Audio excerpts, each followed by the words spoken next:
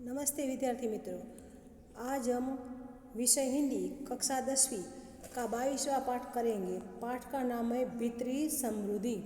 भीतरी समृद्धि यानी कि अपना अंदर જે સમૃદ્ધિ હોય એ શાંતિ સુખ। लेखक का नाम है डॉक्टर चंद्रकांत मेहता। पहले हम लेखक परिचय सुनेंगे।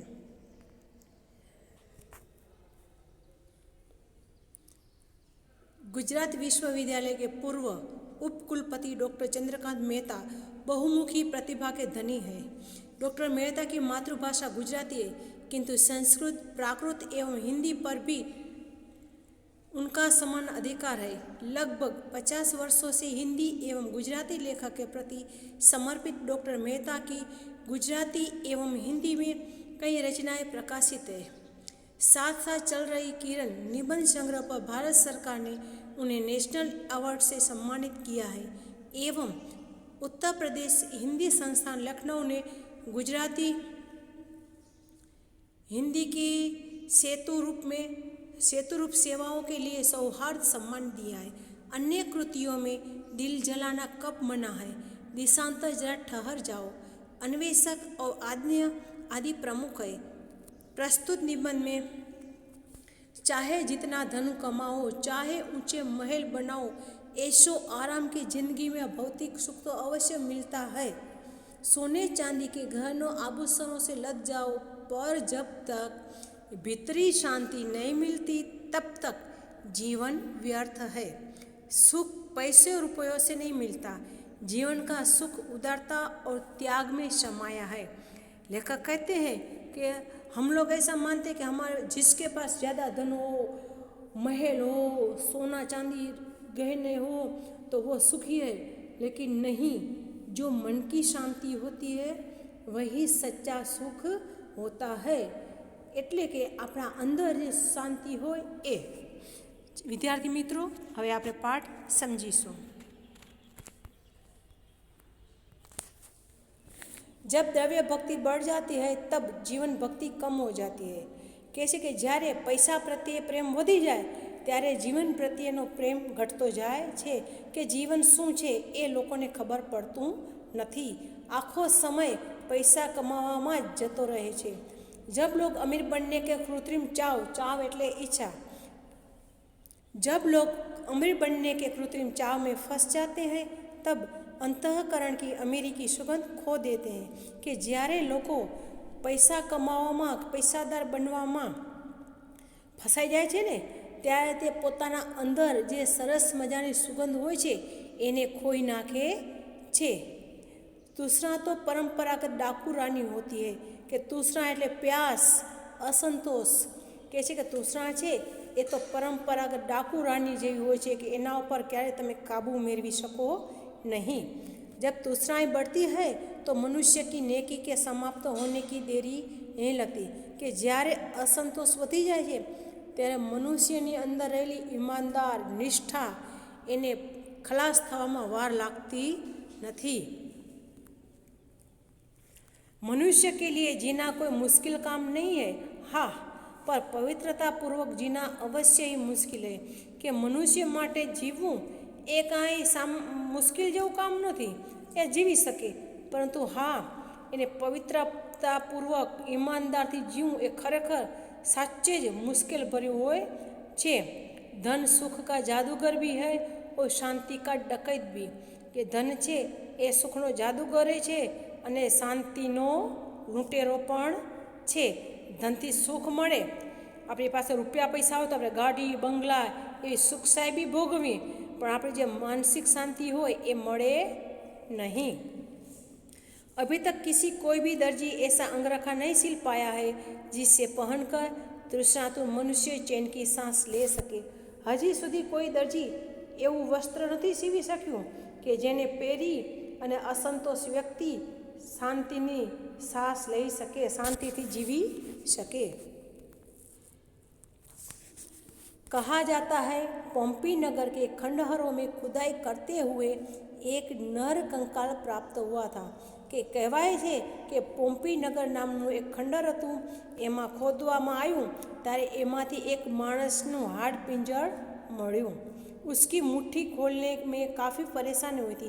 एनी मुट्ठी खोलવામાં खूब हैरान થયા હતા। मुट्ठी खोलने के बाद पता चला कि मृत व्यक्ति ने अपने हाथ में सोना पकड़ रखा है। કે મુઠ્ઠી ખોલ્યા પછી ખબર પડી કે આ જે મરેલી વ્યક્તિ હતો એણે પોતાના હાથમાં સોનાને પકડીને રાખ્યું હતું।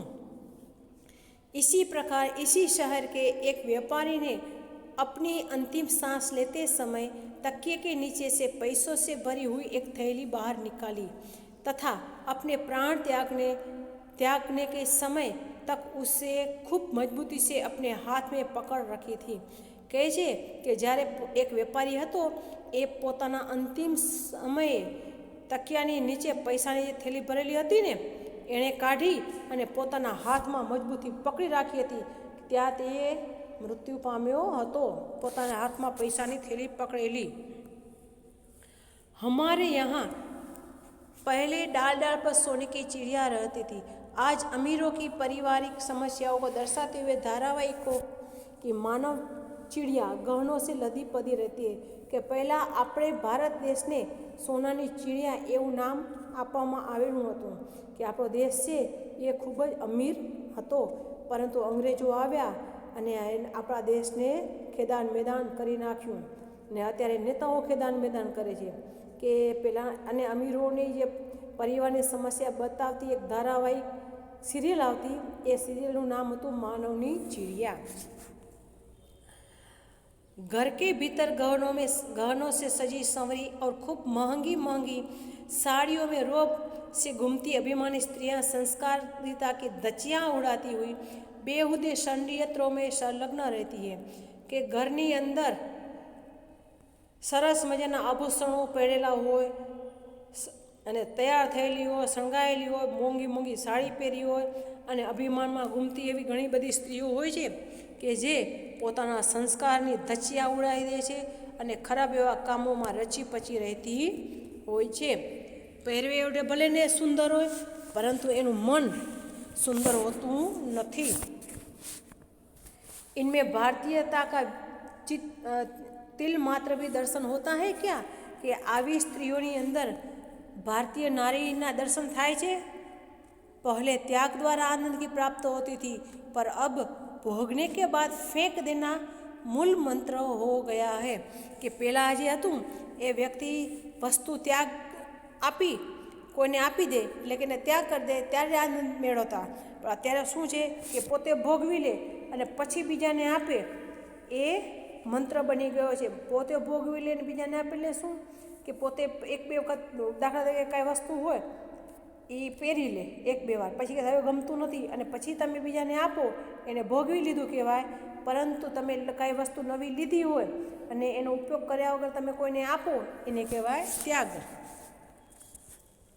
आज के जीवन में धनी जीवन का नियंत्रण परिबल बन गया है। अतः आज के मनुष्य की वृत्ति व प्रवृत्ति दोनों ही भ्रष्ट हो गई है। अमीर को और अधिक अमीर बनने के लिए धन की प्यास है, जबकि गरीब को अपना तन ढकने के लिए रुपयों की ज़रूरत है। गरीब स्वयं खून पसीना एक करके धन कमाता है, जबकि अमीर दूसरों को उल्लू बनाकर धन कमाता है। यदि गरीब अपने गहनों को संभाल सके तो उसका गहना केवल स्वाभिमान है। लेखक कहे છે કે અત્યારનું જે જીવન છે એ લોકો મોટે ભાગે પૈસા કમાવા જ એ જીવન બની ગયું છે। બસ જીવનની અંદર પૈસા કમાવો એ જ એનો મુખ્ય મંત્ર હોય છે। મનુષ્યની વૃત્તિ એટલે કે એની નિયત અને એની પ્રવૃત્તિ એટલે કે એનો જે કામ ધંધા હોય છે એ બધા કેવા થઈ ગયા છે? ખરાબ, ભ્રષ્ટ થઈ ગયા છે। કે ખોટો ધંધો કરે, બે નંબરી કરે, કાળા બાજાર કરે, ભ્રષ્ટ કરે, હોય એના કરતાં ભાવ વધારે લે એ કહેવાય ભ્રષ્ટ। એટલે જે પૈસાવાળો હોય એ વધારે પૈસા બનવાનું એને મન થાય છે, જ્યારે ગરીબ હોય એને શું હોય કે ખાલી પોતાના શરીરને ઢાંકવા માટે કપડું મળી જાય, ખાવા પીવા મળી જાય તોય બસ। એટલે કહે છે ગરીબ હોય એ બિચારો પરસેવો પાડીને રૂપિયા કમાય છે, જ્યારે અમીરે બીજાને ઉલ્લુ બનાવીને રૂપિયા કમાય છે, છેતરીને પૈસા બનાવે છે। ગરીબ હોય એનું તો ઘરેનું શું હોય છે? એનું સ્વાભિમાન હોય છે, જ્યારે પૈસાવાળાના તો પૈસા ટકા એ જ એના માટે સર્વસ્વ। जब तक पैसे की खोज नहीं हुई थी तब तक मनुष्य अंदर समी था। કે જ્યાં સુધી પૈસાની શોધ ન થઈ હતી ત્યાં સુધી મનુષ્ય અંદરથી અમીર હતો, એટલે કે ઉદાર હતો.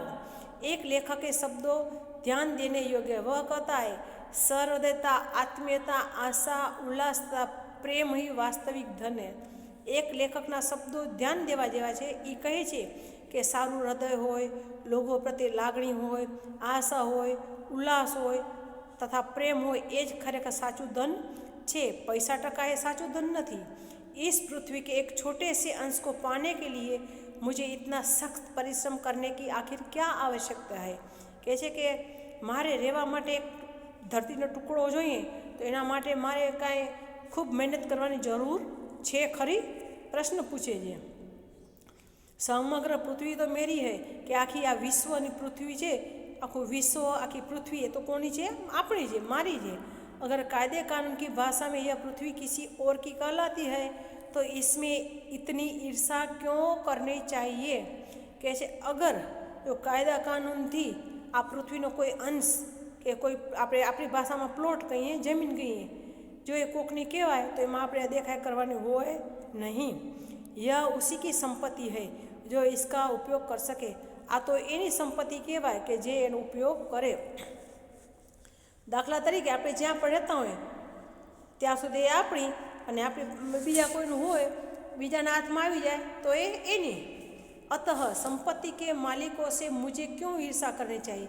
એટલે કે કોઈ પણ સંપત્તિનો માલિક હોય એનાથી મારે અદેખાઈ કરવાની હોય નહીં.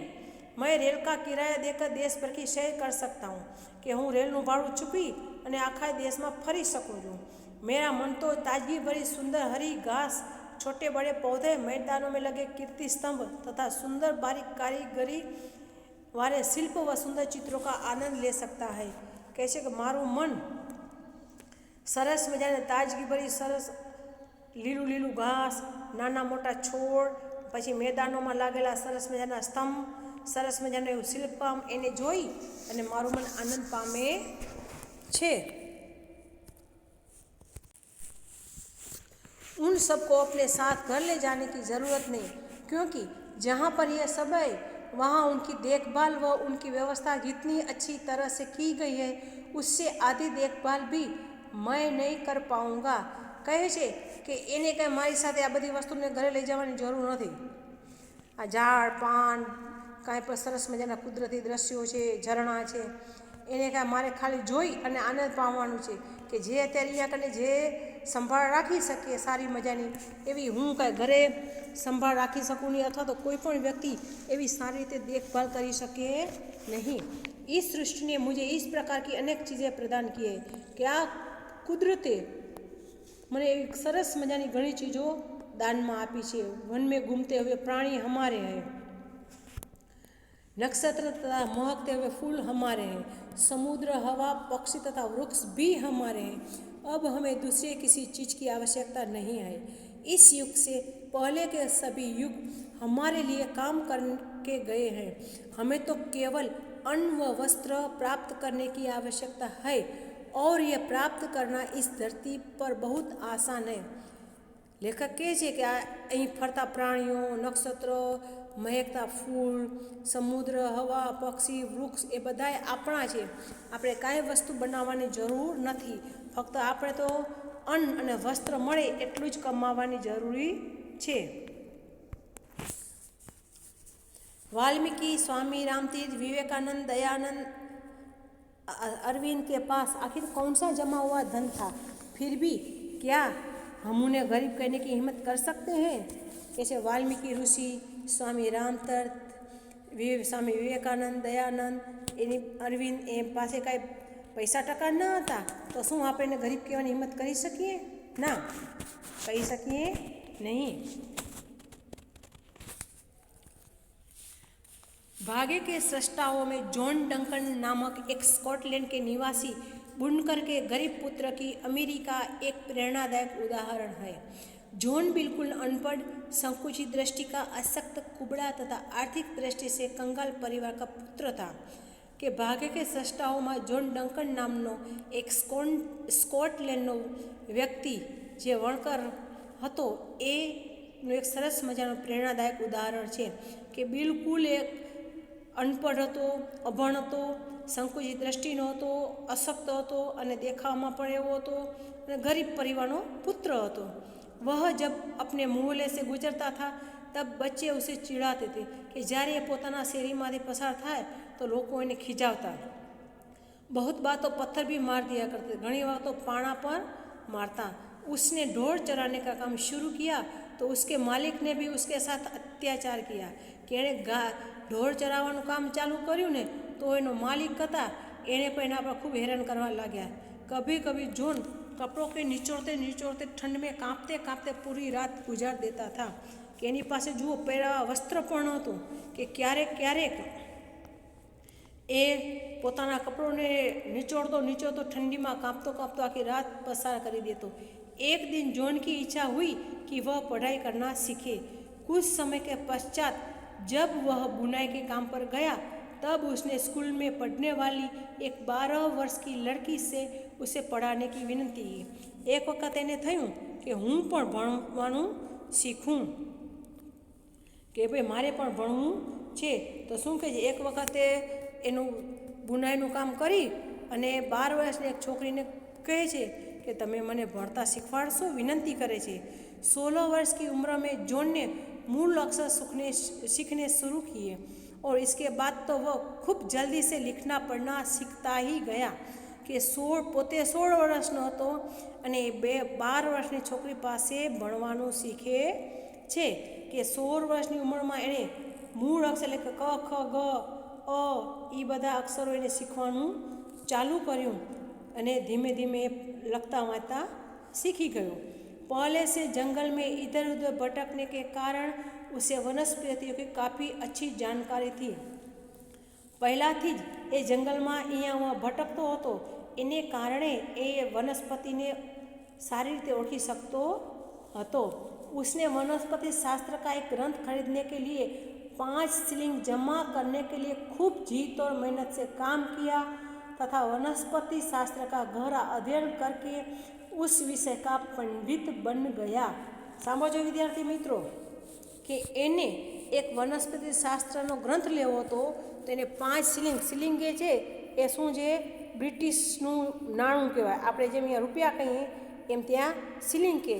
તો એના માટે એ પૈસા ભેગા કરવા માટે એણે ખૂબ મહેનત કરી અને મહેનત કરી એને વનસ્પતિ શાસ્ત્રનો ગ્રંથ લીધો, એમાં ખૂબ ઊંડાણથી એને અધ્યયન કર્યું, ભણ્યો અને એ વિષયનો પંડિત બની ગયો, એટલે કે ખૂબ જાણકારી મળી એને લીધી।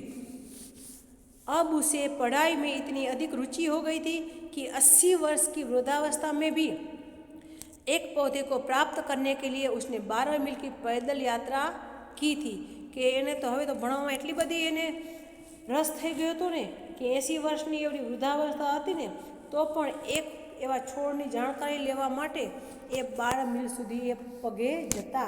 उसका शरीर दुर्बल था और जीर्ण शीर्ण पहनावा पर उसके दिमाग की करामत अद्भुत। એ શરીરે ભલે દુર્બળ હતો, જીર્ણ શીર્ણ એવો એ પહેરવાનું વસ્ત્ર એવા પહેરતો પણ એનું મગજ અદ્ભુત હતું, કરામત હતું। एक बार उसे एक अमीर आदमी मिला। जब उसे पता चला कि बाहर से एकदम साधारण सा दिखने वाला जॉन वनस्पति विज्ञान का महापंडित है तो वह इस पर फिदा हो गया और उसने उसका जीवन चरित्र अखबार में छपवा दिया।